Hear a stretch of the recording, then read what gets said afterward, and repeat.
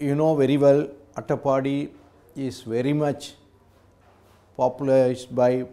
population is by the tribal communities, and this tribal people are very much in need of upliftment and also empowerment. And our priests, Jesuit priests, by setting up the center Adi, they are doing a wonderful mission among the various groups of tribes in Attapadi.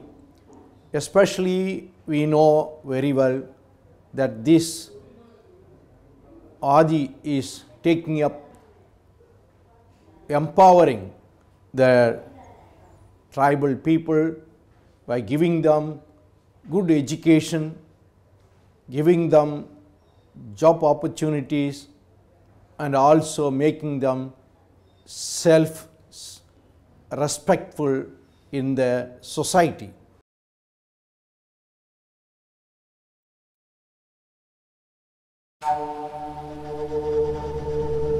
ഇരുണ്ട നിറക്കാരായ ഇരുളരും കുഞ്ഞുങ്ങളെ മുതുകിൽ കെട്ടി നടക്കുന്ന മുടുകരും വനാന്തരങ്ങളിൽ അലയുന്ന കുറുമ്പരും ചേർന്നുള്ള ഗോത്ര സംസ്കൃതിയുടെ വിഹാര കേന്ദ്രമാണ് അട്ടപ്പാടി.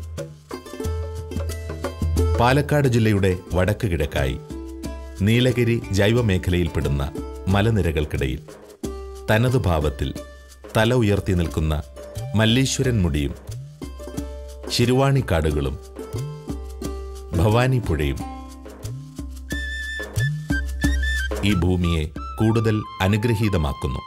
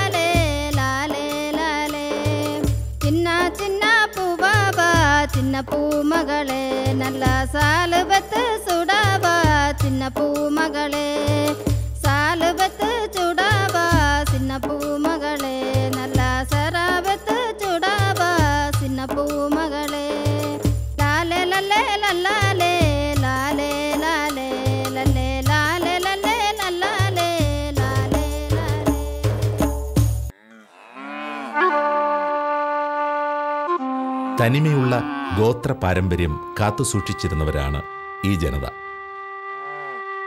തങ്ങളുടെ പ്രാകൃത സംസ്കാരത്തിൽ നിന്നും ആധുനികതയുടെ വികസന സംസ്കാരത്തിലേക്കുള്ള പ്രയാണത്തിനിടയിൽ തങ്ങൾക്ക് പൈതൃകമായി ലഭിച്ച ഭാഷയും കലകളും സംസ്കാരവും എവിടെയോ കൈമോശം വന്നു.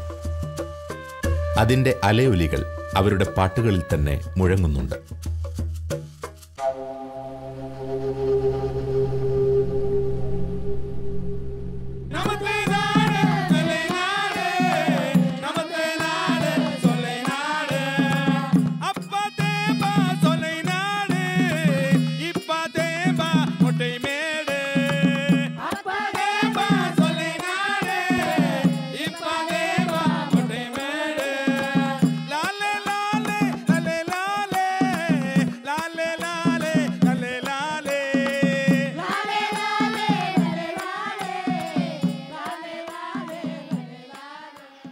പണ്ട് കാലത്ത് നല്ല ചോള, റായി, മുതിര, തുവര, ചാമ, വറക്, തെന് എല്ലാ സാധനം അന്ന് 100 കിണ്ടാൽ 50 കിണ്ടാൽ വരെ അന്ന് നമ്മൾ വിളഞ്ഞെടുത്തതാണ്. ഇന്ന് മഴയില്ലാതെ കൊണ്ട് അതിപ്പോൾ ഇല്ല.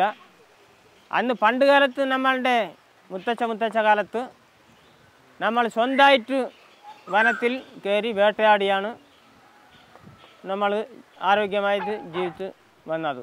ഞങ്ങളുടെ സ്വതന്ത്രമായിട്ട് മറ്റവരുടെ അടിമയോ മറ്റവരുടെ തൊഴിലിനെയോ എതിനെ പോയിട്ടില്ല. ഞങ്ങൾ കൃഷിപ്പണിക്കാരാണ്. ഈ കൃഷിന്ന ഞങ്ങൾ മണ്ണുക്കാരൻ, മൂപ്പൻ, ഭണ്ഡാരി, കുറുതലെ ഇങ്ങനെ ഒരു 3 ആളുടെ ഒരു കേറപ്പിലാണ് ഞങ്ങൾ ജീവിച്ചു കൊണ്ടിരുന്നത്. അന്ന് അവരാണ് ചട്ടമിടുന്നവർ, അവരാണ് തീരുമാനിക്കുന്നവർ. ഒരു പഞ്ചായത്ത് തീരുമാനിക്കണമെങ്കിൽ അവരെ തന്നെ തീരുമാനിക്കും. കൂട്ടത്തിൽ ഏതെങ്കിലും ഒരു തെറ്റുതെറി ചെയ്താലും അവരെ തന്നെ തീരുമാനിക്കും. അവരുടെ പുറകിൽ ഞങ്ങൾ എല്ലാവരും നിൽക്കും. ഒരു പോലീസ് സ്റ്റേഷൻ അപ്പോൾ ഒരു 60 കാലത്തിന് മുമ്പേ പോലീസ് ഇപ്പോൾ വന്നത്, മുമ്പേ ഉള്ള കാലത്തെല്ലാം ഞങ്ങൾ ഊരിൽ തന്നെ തീരുമാനിക്കും. ഏത് പ്രശ്നം ആയാലും ശരി, കൊലയായാലും ശരി, അടിതടിയായാലും ശരി, ഏതായാലും ഞങ്ങൾ താനെ തീരുമാനിച്ചിട്ട് ഒരു മറ്റവരുടെ കുടിയേറ്റക്കാരുടെ ഒരു പണികേട്ടിൽ നടന്നവരല്ല. ഞങ്ങൾ തന്നെ എല്ലാവർക്കും കൊടുക്കം ചെയ്യും. ഞങ്ങൾ തന്നെ നമ്മുടെ കച്ചടിയിൽ തന്നെ അവരുടെ കുടിയേറ്റക്കാരും കൂടെ വന്നിട്ടിരുന്നിട്ടുണ്ട്. അതുപോലെ ജീവിച്ച ഈ ആദിവാസികളാണ്. അന്ന് 6 മാസം നല്ല മഴയുണ്ടായിരുന്നു. മാസത്തിന് 3 മഴ 2 മഴ കിട്ടും. ഇന്ന് മഴകളെല്ലാം നഷ്ടപ്പെട്ടു പോയി. ഇത് നഷ്ടപ്പെടുന്ന കാര്യം ആദ്യമായിട്ട് ഈ വനം അളിഞ്ഞത് കൊണ്ടാണ് നമുക്ക് ഇത്ര ബുദ്ധിമുട്ടായത്.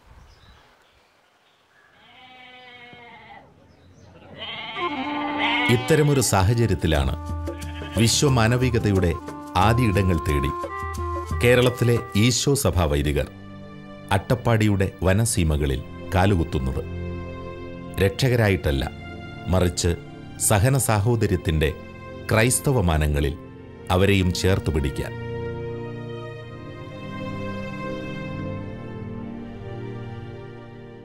ഈ ആദിവാസിൻ്റെ ഈ വിട്ടുപോയ കലാസാരങ്ങൾ, നമ്മുടെ ആട്ടംപാട്ടങ്ങൾ എല്ലാം നഷ്ടപ്പെട്ടു പോയി. അത് ഇപ്പോൾ ഈ ആദി എന്ന സംഘടനയുള്ള അച്ഛന്മാർ നമ്മുടെ ആദിവാസിൻ്റെ കാര്യങ്ങളെ ആട്ടം പാട്ട അതിൽ വന്ന് ജാതി മത ഇത് ഇല്ല. ആദി സംഘടനക്കാർ എല്ലാവരും ഒരേപോലെയാണ് ആദിൻ്റെ സംഘടനക്കാർ നടത്തുന്നത്. അത് നല്ലതാണ്. നമ്മുടെ അച്ഛന്മാർ 2 ആളുണ്ട്.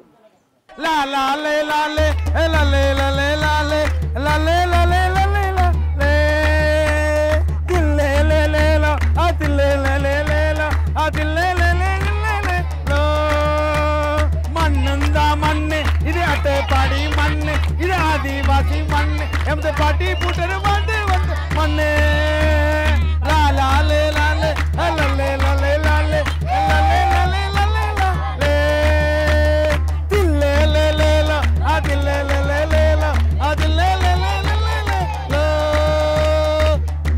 எங்கள் ஊருக்கு 2 கிலோமீட்டர் தொலைவில் ஆதி என்ற நிறுவனம் ஸ்தாபிக்கப்பட்டுள்ளது. அங்கே நடக்கின்ற ஒரு சில கூட்டங்களில் நான் கலந்து கொள்ள வாய்ப்பும் எனக்கு கிட்டியிருக்கிறது. அவர்கள் ஆதிவாசிகளுடைய சமூகத்தை பற்றி அறியவும் அவர்களுடைய குழந்தைகளின் கல்வி கலாச்சாரத்தை பற்றி அறியவும் ஒவ்வொரு ஊராக சென்று ஆதிவாசி நேரில் சந்திக்கவும் செய்வதென என்னிடம் கூறினார்கள். அப்படி கூறுகின்ற போது ஒவ்வொரு ஊருக்கும் சென்று குழந்தைகளை வரவழைத்து அவங்களுக்கு பாடபோதங்களும் அவருடைய கலாச்சார ரீதிகளையும் கண்டறிந்து படிப்பின் முக்கியத்துவத்தை பற்றி மிகவும் தெளிவாக கூறினார்கள். அது மட்டுமல்லாமல் மத்திய நிரோதனத்தை பற்றி ஒரு விளக்க நாடகங்களையும் எடுத்து கூறியிருந்தார்கள். 18 വർഷങ്ങൾക്ക് മുമ്പ് ഈ മണ്ണിന്റെ തണലായി വിരിഞ്ഞ് പിന്നീട് സ്നേഹവിസ്മയങ്ങളുടെ ആദിയായി വളർന്ന ഈ ഭവനം ഇന്ന് ഗോത്ര സംസ്കൃതിയുടെ ഈറ്റില്ലമായി മാറിക്കഴിഞ്ഞു.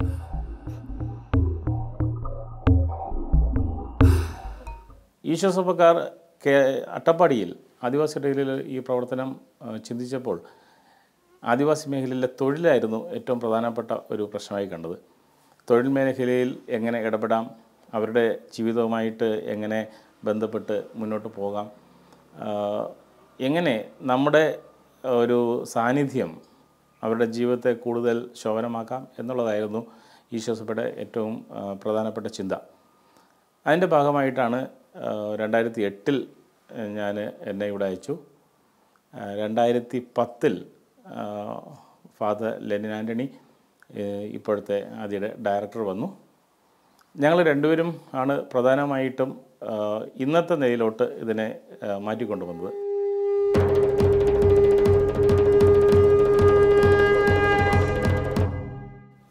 ഈശോസഭയുടെ ആത്മീയതയിൽ പ്രത്യേകത എന്ന് പറയുന്നത്, പ്രത്യേകിച്ചും ഇഗ്നീഷ്യസിൻ്റെ കാഴ്ചപ്പാടിലൂടെ നമ്മുടെ ജീവിതം, നമ്മുടെ പ്രവർത്തനം എല്ലാം ദൈവത്തിൻ്റെ ഉപരിമഹത്വത്തിനായിരിക്കണം എന്നതാണ്. അപ്പോൾ നമ്മൾ ചെയ്യുന്ന, നമ്മൾ ജീവിക്കുന്ന നമ്മുടെ ചിന്ത പോലും ദൈവത്തിൻ്റെ ഉപരിമഹത്വത്തിന് ഊന്നി ആയിരിക്കണം എന്നുള്ളത് ഓരോ ഈശോസഭക്കാരൻ്റെയും ഉത്തരവാദിത്വമായിട്ട് വരും. ഒരുപക്ഷെ എല്ലാ ക്രിസ്ത്യാനികളുടെയും ഉത്തരവാദിത്വം അതുതന്നെയാണ്, ദൈവത്തിൻ്റെ ഉപരിമഹത്വത്തിനായിട്ട് ജീവിക്കുക എന്നുള്ളത്. ഈശോസഭ അട്ടപ്പാടിയിൽ ആദി എന്ന ഒരു ഇടപെടൽ നടത്തുമ്പോൾ കത്തോലിക്കരായതുകൊണ്ട്, ക്രിസ്ത്യാനികളായതുകൊണ്ട്, പുരോഹിതരായതുകൊണ്ട് തന്നെയാണ് നമ്മൾ ഇങ്ങനെയുള്ള ഒരു മേഖലയിൽ പാർശ്വവൽക്കരിക്കപ്പെട്ട ഒരു സമൂഹത്തിനിടയിൽ ഇതുപോലൊരു പ്രവർത്തനം നടത്തുന്നത്. അവിടെ ദൈവത്തെ നൽകുക, യേശുവിനെ അവർക്ക് നൽകുക എന്നത് തന്നെയാണ് പ്രധാനപ്പെട്ട ലക്ഷ്യം. നമ്മുടെ ഗെയിംസ് അച്ഛനും ആൻ്റണി അച്ഛനും ഞങ്ങളുടെ ഊരുതലയിലെത്തി. ഇങ്ങനെ പാവപ്പെട്ട മക്കൾ ഒന്നും അറിയാതെ പാട്ടുകൾ ഈ ഇപ്പോഴത്തെ കാലത്തെല്ലാം കടന്നുപോയി. പണ്ട് കാലത്തെ ആട്ടം പാട്ടം ഞങ്ങളുടെ ആ സാപ്പാടെല്ലാം മാഞ്ഞു പോയതാണ്. അപ്പോൾ എന്തുകൊണ്ട് ഇങ്ങനെ മാഞ്ഞു പോയി? അതൊക്കെ നമ്മൾ എല്ലാവരും ചേർന്ന് ഒത്തുകൂടി നമുക്ക് ഒരുമിച്ച് വരുത്തണം. ഈ ആട്ടം പാട്ടം മാറിപ്പോകാൻ പാടില്ല. അന്ന് കറണ്ടില്ല, സീമണ്ണ വിളക്കില്ല, അന്ന് തീ കൂട്ടിയിട്ടാണ് ഈ ആട്ടം പാട്ടം നടത്തിയത്. അന്ന് മരിച്ചു പോയാലും അപ്പം ചീറായാലും നമ്മൾ തീ കൂട്ടിയിട്ടാണ് ഈ ആട്ടം പാട്ടം നടത്തിക്കൊണ്ടിരുന്നത്. അപ്പോൾ ഇപ്പോൾ പിന്നെ മറ്റേ രണ്ടാം അറ്റൊരു തലമുറ വന്നപ്പോൾ വണ്ടികൾ അട്ടപ്പാടിയിൽ വരാൻ തുടങ്ങി, സിനിമകൾ വരാൻ തുടങ്ങി, ജനസംഖ്യ കൂടിപ്പോയി, എല്ലാ സെൽഫോൺ കൂടിപ്പോയി. അങ്ങനെ ആകുമ്പോൾ നമ്മുടെ ആട്ടം പാട്ടൊക്കെ മാഞ്ഞു പോയി. അത് പോകാൻ പാടില്ല എന്ന് പറഞ്ഞിട്ടാണ് എല്ലാ ഊരുകളിലും ഗെയിംസ് അച്ഛനും ആൻ്റണി അച്ഛനും കയറി ചെന്ന് വിസർപ്പോട് കൂടി എല്ലാവർക്കും ഓരോരോ വീടാ കയറി എല്ലാ മുപ്പന്മാരൊക്കെ വിളിച്ച് നമ്മുടെ ആട്ടം പാട്ടത്തെ നമ്മൾക്ക് ഒന്നിച്ച് ചേർത്തണമെന്ന് കലാപരിപാടി നടത്തി.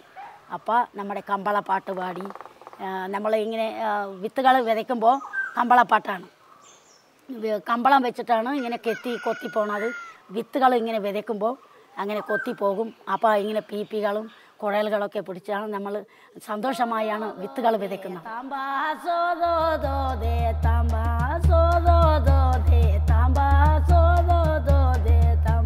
കുന്നാങ്കോട്ടി കാടിവി താമ്പാ കമ്പള വെച്ചേ പറുകുത്, താമ്പാ കമ്പള വെച്ചേ പറുകുത്, താമ്പാ പറ വെച്ചേ പറുകുത്, താമ്പാ സോദോ ദോദേ താമ്പാ സോദോ ദോദേ താമ്പാ.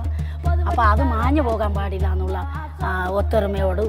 ഒത്തൊരുമയെ ചേർത്തി ഞങ്ങൾ പിരിഞ്ഞിരുന്ന എത്രയോ ആൾക്കാരെ ഒന്ന് ചേർത്തി. അങ്ങനെ എല്ലാ ഊരുകളിൽ 180 ഊരുകളിൽ മൊത്തം ഇവർ കയറി നിന്ന് നല്ല കാര്യങ്ങളാണ് ഇവർ ചെയ്തു വരുന്നത്. തനത് മൂല്യങ്ങളിൽ അധിഷ്ഠിതമായ ഒട്ടേറെ കർമ്മ പദ്ധതികൾ ഈ വൈദികർ അട്ടപ്പാടിയിലെ ഗോത്ര സംസ്കാരത്തിൽ പ്രയോഗത്തിൽ വരുത്താൻ ശ്രമിക്കുന്നുണ്ട്. വിദ്യാഭ്യാസ തൊഴിൽ മേഖലകളിൽ എന്ന പോലെ അവരുടെ പാരമ്പര്യ വൈദ്യസമ്പ്രദായത്തെ പരിരക്ഷിക്കാനും ആദി ഇടങ്ങൾ കണ്ടെത്തുന്നു.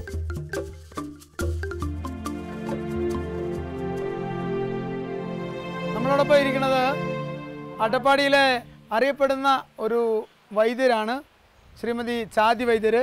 കുലുക്കൂർ എന്നുള്ള ഊരിൽ നിന്നാണ്. ചാതി വൈദ്യർ നല്ലൊരു ഗായികയാണ്, അറിയപ്പെടുന്ന വൈദ്യം ചെയ്യുന്ന ഒരു വ്യക്തിയാണ്. ആദ്യമായിട്ടും കഴിഞ്ഞ വർഷങ്ങളായിട്ട് നമ്മൾ സഹകരിക്കുന്നുണ്ട്. ഏതെങ്കിലും പ്രത്യേക രോഗികളൊക്കെ വന്നാലും ചാത്തിയമ്മയുടെ അടുത്ത് പറഞ്ഞു വിടുമ്പോൾ അവരുടെ രോഗം കണ്ടുപിടിച്ച് നന്നായിട്ട് മരുന്ന് കൊടുക്കാറുണ്ട്.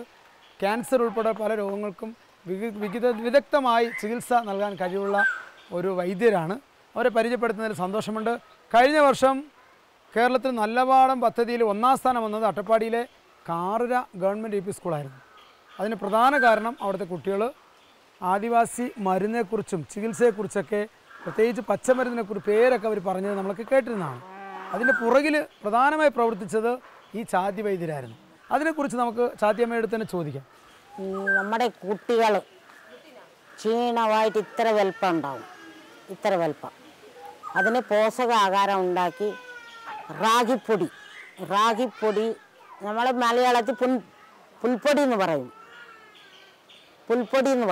മുത്താരിപ്പൊടി എന്നും പറയും. അത് ഓരോരോ കുട്ടികളുടെ ഏജ് വെച്ചിട്ട് ആ കുട്ടികളുടെ എന്തെല്ലാം രോഗമാണ് എന്ന് പറഞ്ഞിട്ട് ആ കുട്ടികളെ ചാമേരി കൊടുക്കുന്ന കുട്ടികളെ ചാമേരി കൊടുക്കണം, വിറകരി കൊടുക്കുന്ന കുട്ടികളെ വിറകരി കൊടുക്കണം, എള്ളുമാവ് ഉണ്ടാക്കി കൊടുക്കുന്നതിന് എള്ളുമാവ് ഉണ്ടാക്കി കൊടുക്കണം. അങ്ങനെ കൊടുത്ത് ബുഷ്ടികൾ ഉണ്ടാക്കണം. അതിൽ മരുന്നും ചേർക്കണം. മരുന്ന് ചേർത്തിട്ട് വേണം ഇത് കൊടുക്കുമ്പോൾ കുട്ടികൾ ബുഷ്ടി വെച്ചോളും. ഇങ്ങനെയാണ് നമ്മൾ ഓരോ രോഗത്തെ അതേപോലെ മൂലധാര എന്ന് പറയുന്നതിന് തനി മരുന്നാണ്. മൂത്രക്കല്ലിൻ്റെ തനി മരുന്നാണ്. മൂത്രക്കല്ലെന്ന് പറയുമ്പോൾ മൂത്രത്തിൽ ഏത് ഭാഗത്താണ് ഈ കല്ലെന്ന് ആദ്യം നോക്കണം. കുട്ടിയില്ലാതെ ശീലിച്ച് അവരെയും ഭാര്യയും ഭർത്താവ് രണ്ടേ കൊണ്ടുവന്നാണ് ഞാൻ നോക്കുന്നത്. കുട്ടിയില്ലാത്തവരെ എങ്ങനെയെന്ന് പറഞ്ഞാൽ നാടി പിടിച്ച് നോക്കുമ്പോൾ ആണുക്കാണ് പ്രോബ്ലം പെണ്ണുക്കാണെന്ന് നമ്മൾ നോക്കും, രണ്ടും വരാൻ പറയും. അപ്പോൾ നാടി പിടിച്ച് നോക്കുമ്പോൾ പെണ്ണുക്കാണോ ആണുക്കാണോ എന്ന് നോക്കിയിട്ട് വേണം നമ്മൾ മരുന്ന് കൊടുക്കാൻ. അതേപോലെ മൂത്രക്കല്ല് അതേപോലെ നമ്മൾ കൊടുക്കുന്ന മരുന്നിൽ അലിഞ്ഞു പോയാലും പോകും, കട്ടിയായിട്ട് പോയാലും പോകും. ആൻറ്റിൻ്റെ അച്ഛൻ ഞങ്ങൾ 2-3 സ്ഥലത്ത് കൊണ്ടുപോയി, ഞങ്ങൾ ആദ്യം വെച്ച് നടത്തി. അപ്പോൾ കൊടുത്തവരൊക്കെ പാട് നന്നായിട്ടുണ്ട്. ശരിയല്ലേ ഇച്ച? തീർച്ചയായും. 2 അച്ഛന്മാർ കൂടി എന്നെ വരച്ചിട്ട് ഇവിടെ ഞങ്ങൾ ചെറിയൊരു മീറ്റിങ് കമ്മിറ്റി കൂടിയിട്ട് ഞാൻ പറഞ്ഞു, അച്ഛാ എനിക്ക് പഠിപ്പില്ല, വിദ്യാഭ്യാസമില്ല, നടന്ന് ചികിത്സ നടക്കാൻ പറ്റില്ല, എന്നോട് കൂടെ നടക്കാൻ ആളില്ല. ഇങ്ങനെ ഏതൊരു ഭാഗത്തിൽ കിട്ടിയെങ്കിൽ ഞാൻ ഇവിടെ നിന്ന് പറഞ്ഞ ആൾ ഒരാൾ വന്നാൽ ഞാൻ ഇവിടെ നിന്ന് ചികിത്സ നടക്കും എന്ന് പറയുമ്പോൾ 2 അച്ഛൻ പറഞ്ഞു, ഉറപ്പായിട്ട് പറഞ്ഞു. ശരി, അങ്ങനെ ഇവിടെ ഞാൻ ഒരു റൂം തരാം, ഇവിടെ നിങ്ങൾ ഇരുന്നിട്ട് ഇവിടെ ചികിത്സ നടത്തി ഇത് നടത്തിയാൽ മതി. കിട്ടിയ ആൾക്കാർക്ക് 2 പണമൊക്കെ വാങ്ങിയാൽ മതി. നമ്മൾ കൂടുതൽ മേടിക്കാൻ പറ്റില്ല. അവർ ചിലപ്പോൾ പൈസക്കാരമുണ്ടാവും, പൈസ ഇല്ലാത്ത ആൾക്കാരുണ്ടാവും. ഇങ്ങനെയാണ് പാവപ്പോഴത്തെ ആൾക്കാരുടെ കൂടെ ഞാൻ സിനിമ നടക്കുന്നത്. ഒരാളെ മേടിക്കാൻ പറ്റില്ല, അക്രമം ചെയ്യാൻ പറ്റില്ല, കേടുള്ള കാര്യങ്ങളൊക്കെ നമ്മൾ ഉണ്ടാവില്ല. ആൾക്ക് ഓരോരോ കാര്യത്തിൽ നടക്കുമ്പോൾ ഓരോരോ കാര്യം നിറവേറ്റി കൊടുത്താൽ അതിനുള്ള അനുസരിച്ച് നമ്മൾ പേരെടുത്ത് നടക്കണം. അതാണ് എൻ്റെ ഇച്ഛ. അട്ടപ്പാടിയിൽ ആദിവാസികൾ പാരമ്പര്യമായി ധാരാളം പേര് ചികിത്സ ചെയ്യുന്നുണ്ട്. പല ഊരുകളിലും വൈദ്യന്മാരുണ്ട്. ഈ ആദിവാസി പാരമ്പര്യ ചികിത്സയെ പ്രോത്സാഹിപ്പിക്കാൻ വേണ്ടി 6 വർഷം മുമ്പ് അട്ടപ്പാടി ആദിവാസി പാരമ്പര്യ ചികിത്സാ കേന്ദ്രം തുടങ്ങുകയും അതിൻ്റെ നേതൃത്വത്തിൽ അട്ടപ്പാടിലെ പല വൈദ്യന്മാരെ ഒന്നിച്ചു കൂട്ടാൻ ശ്രമം നടത്തിക്കൊണ്ടിരിക്കുകയാണ്. അതിൻ്റെ ഭാഗമായി കഴിഞ്ഞ വർഷങ്ങളിലെല്ലാം ട്രെയിനിങ് പരിപാടി ആദ്യം സംഘടിപ്പിച്ചിട്ടുണ്ടായിരുന്നു.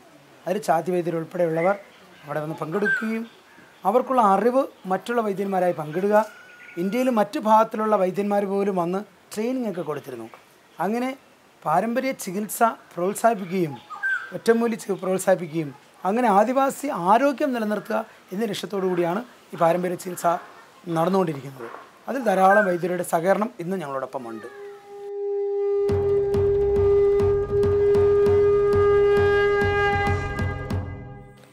കഴിഞ്ഞ 18 വർഷക്കാലമായി അട്ടപ്പാടി ഊരുകളിൽ ആദ്യം ഒരുപാട് പ്രവർത്തനങ്ങൾ കാഴ്ചവെച്ചിരുന്നു. ഒന്ന് പുറകോട്ട് തിരിഞ്ഞു നോക്കുമ്പോൾ ഇതെല്ലാം വിജയപ്രദമായി എന്ന് തോന്നുന്നുണ്ടോ? അച്ഛനൊന്ന് വിശദീകരിക്കാമോ? മവിത, കഴിഞ്ഞ 18 വർഷക്കാലം അട്ടപ്പാടിയിൽ ആദിവാസി ജനങ്ങളോടൊപ്പം ഈശ്വസഭ വൈദികരായ ഞങ്ങൾ ഒന്നിച്ച് ജീവിക്കാൻ ശ്രമിക്കുന്നു.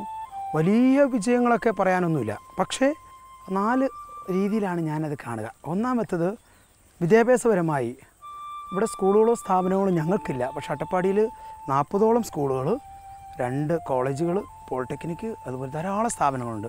അവിടെയൊക്കെ നമ്മൾ കുട്ടികളെ മോട്ടിവേറ്റ് ചെയ്യുക, അതുപോലെ സ്കൂളിൽ ചേരാത്ത കുട്ടികളെ സ്കൂളിൽ ചേർക്കാനോ അങ്ങനെയുള്ള രീതിയിൽ പ്രത്യേകിച്ച് ഹയർ ലെവൽ സ്റ്റഡീസിന് നമ്മൾ അവരെ സപ്പോർട്ട് ചെയ്യാൻ ശ്രമിക്കുന്നുണ്ട്.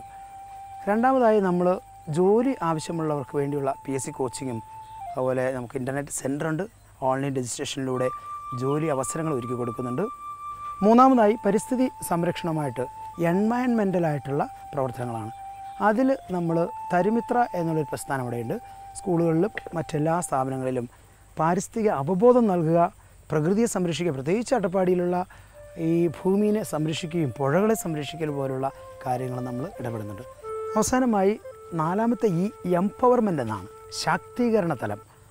പ്രത്യേകിച്ച് ഇവിടുത്തെ കുട്ടികളായാലും യുവതിവാക്കളായാലും ഇവിടുത്തെ ജനത്തെ ശക്തിപ്പെടുത്തുക എന്നുള്ളത്, അത് നേതൃത്വ പരിശീലനത്തിലൂടെയും വ്യക്തിത്വ വികസനം പോലുള്ള ട്രെയിനിങ് കൊടുത്ത് അവരെ സമൂഹത്തിൽ നേതൃത്വത്തിലേക്ക് വളർത്തുക, അവരെ അഭിമാനമുള്ളവരായി മാറ്റുക എന്നുള്ള തലത്തിൽ പ്രവർത്തിക്കുന്നുണ്ട്. അതിൻ്റെ ഭാഗമായാണ് ലോക്മഞ്ച് എന്നുള്ള വലിയൊരു പ്രസ്ഥാനം ഇന്ന് നടക്കുന്നുണ്ട്. അങ്ങനെ എല്ലാ തരത്തിലുള്ള ശാക്തീകരണ മേഖലയിൽ നമ്മൾ ശ്രദ്ധിക്കുന്നുണ്ട്. അങ്ങനെ അഭിമാനത്തോടെ പറയാൻ പറ്റും, നമ്മുടെ രീതിയിൽ ഇവിടുത്തെ ജനത്തോടൊപ്പം നമുക്ക് നമ്മുടെ സാന്നിധ്യം കഴിഞ്ഞ 18 വർഷക്കാലം ഗുണപ്രദമായി വിജയപ്രദമായി എന്ന് പറയാൻ കഴിയും.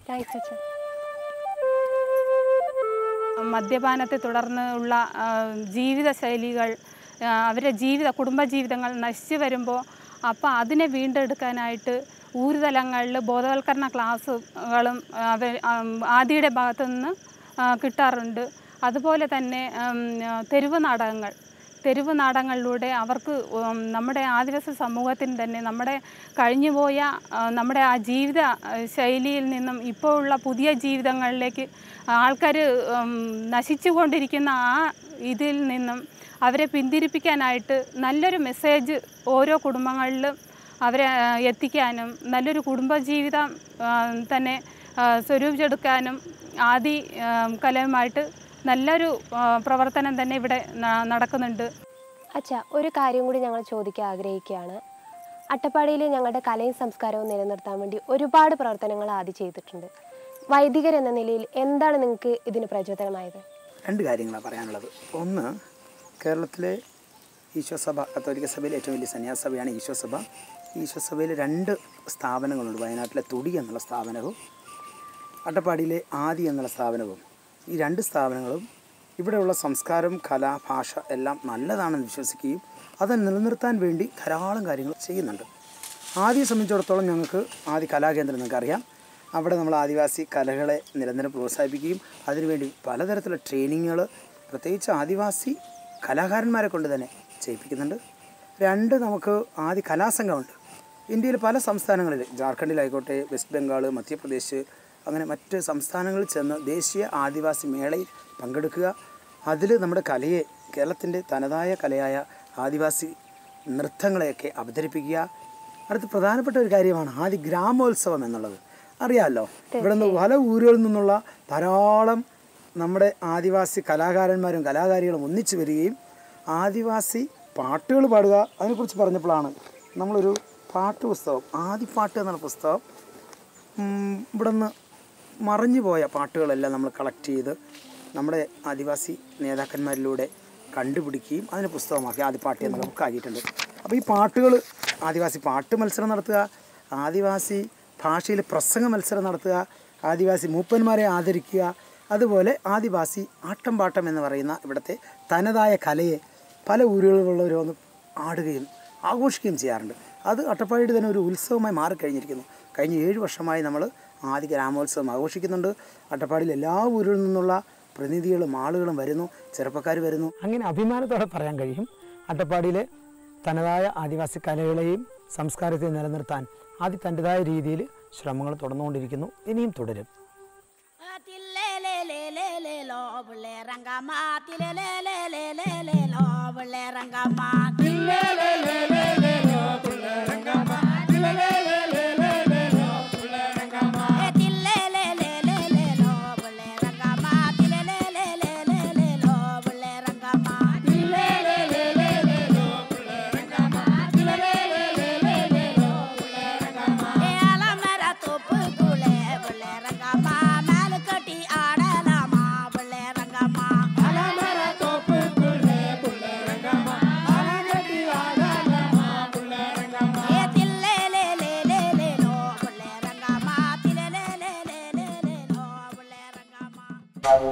ഏറെ ജനവാസമുള്ള അട്ടപ്പാടിയിലെ പകുതി സ്ഥലവും ഇന്ന് വരൾച്ച ബാധിച്ച അവസ്ഥയിലാണ്.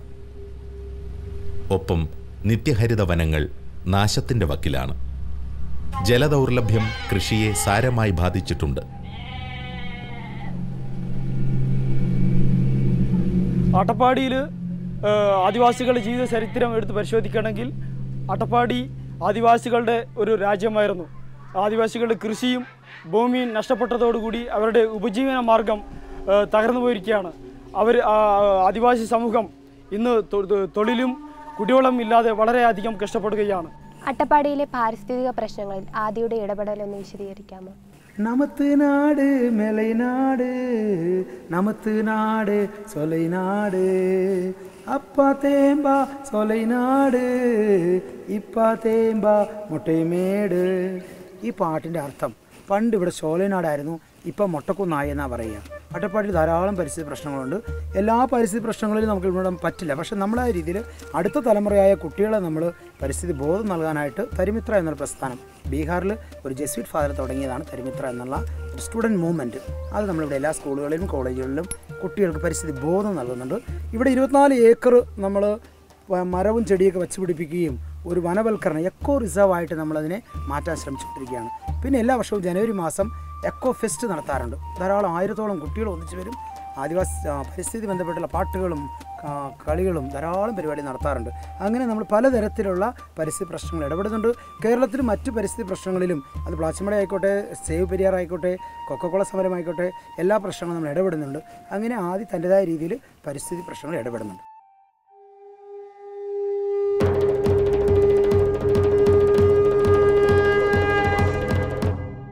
ആദ്യം ഞങ്ങൾക്കിടയിൽ ചെയ്യുന്ന പ്രവർത്തനങ്ങളെക്കുറിച്ച് ഞങ്ങൾക്ക് ഉത്തമ ബോധ്യമുണ്ട്. അതുകൊണ്ട് തന്നെ ഒരു കത്തോലിക്ക വൈദികൻ എന്ന നിലയിൽ എങ്ങനെയാണ് നിങ്ങൾ ഈ ക്രിസ്തീയ മൂല്യങ്ങൾ കീപ്പപ്പ് ചെയ്യുന്നത്? ഈ ആദിമ സമൂഹം, പ്രത്യേകിച്ച് ആദിവാസി സമൂഹം, അവരുടെ ജീവിത രീതിയും കാഴ്ചപ്പാടും മൂല്യങ്ങളെല്ലാം ക്രൈസ്തവ സമൂഹത്തിൻ്റെ അല്ലെങ്കിൽ ക്രൈസ്തവ സമൂഹം പഠിപ്പിക്കുന്ന എല്ലാ മൂല്യമുള്ളതായിട്ടാണ് ഞാൻ കാണുന്നത്. വേറെ ബാക്കി പറഞ്ഞാൽ ഇസ്ലാം മതം പറയുന്ന കാരുണ്യവും ഭഗവത്ഗീതയിൽ പറയുന്ന നിഷ്കാമകർമ്മവും ബൈബിളിൽ പറയുന്ന സ്നേഹമെല്ലാം ആദിവാസി ജനതയെ അടുത്തറിയുമ്പോൾ നമുക്ക് മനസ്സിലാക്കാൻ കഴിയും. അപ്പോസ്തല പ്രവർത്തന പുസ്തകങ്ങളിൽ പറയുന്ന ആദിമ സമൂഹം, ആ ജീവിതം ഇന്നും ആദിവാസി സമൂഹങ്ങളിൽ കാണാം. അവരുടെ ഇടയിൽ അടിച്ചമർത്തലുകളോ ആധിപത്യ രീതികളോ കുറേ ഉണ്ടാക്കണമെന്ന ചിന്ത ഒന്നുമില്ല. ഇന്നിൽ ജീവിക്കുന്നവരാണ്, പ്രകൃതിയെ സ്നേഹിക്കുന്നവരാണ്, മറ്റുള്ളവരെ ആദരിക്കുന്നവരാണ്. പിന്നെ അവരുടെ ഇടയിൽ അസമത്വമൊന്നുമില്ല. അതുകൊണ്ട് തന്നെ നന്മയും കരുണയും സ്നേഹമൊക്കെ ഉള്ള ഒരു നല്ല സമൂഹമാണ് ആദിവാസി സമൂഹം. ഈശോ തൻ്റെ ജീവിതം കൊണ്ട് എന്താണ് ചെയ്യാൻ ശ്രമിച്ചത് എന്ന് നോക്കുമ്പോൾ നമുക്ക് മനസ്സിലാകുന്നത് ഓരോ വ്യക്തിയെയും പൂർണ്ണതയിലെത്തിക്കുക, ഓരോ വ്യക്തിയെയും വളർത്തുക, സ്വാതന്ത്ര്യത്തിലേക്ക് നയിക്കുക എന്നുള്ളത് തന്നെയാണ് ഏറ്റവും പ്രധാനപ്പെട്ടത്. ഏറ്റവും വലിയ നിയമവും ഏറ്റവും വലിയ പഠനവും സ്നേഹത്തിൻ്റെ ആയിട്ടുള്ളതാണെന്ന് നമുക്കറിയാമല്ലോ. അട്ടപ്പാടിയിൽ ഇവിടെ വന്നു കഴിയുമ്പോൾ ഞങ്ങൾ ചെയ്യുന്നത് യഥാർത്ഥത്തിൽ ആ ഒരു മേഖലയിൽ നിന്നുകൊണ്ടാണ്. ദൈവത്തെ നൽകുക, പരസ്പരം പങ്കുവെക്കുക, സ്നേഹത്തിൽ അധിഷ്ഠിതമായ ഒരു സമയം പറ്റുക, ഏറ്റവും കൂടുതലായിട്ട് ജീവിതങ്ങൾ കുറച്ചുകൂടി നന്മയുള്ളതാക്കുക, പുഷ്ടിപ്പെടുത്തുക, പൂർണ്ണത എത്തിക്കുക എന്നുള്ളതാണ്.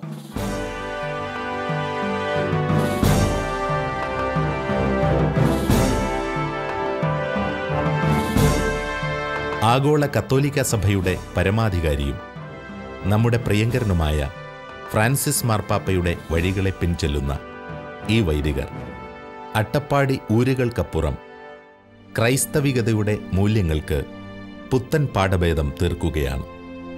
പാർശ്വവൽക്കരിക്കപ്പെട്ടവൻ്റെ കൂടെ നിൽക്കാൻ ഈ വൈദികരെ പ്രാപ്തരാക്കുന്ന യേശുവിൻ്റെ സ്നേഹം നമുക്കും അനുഭവിക്കാം.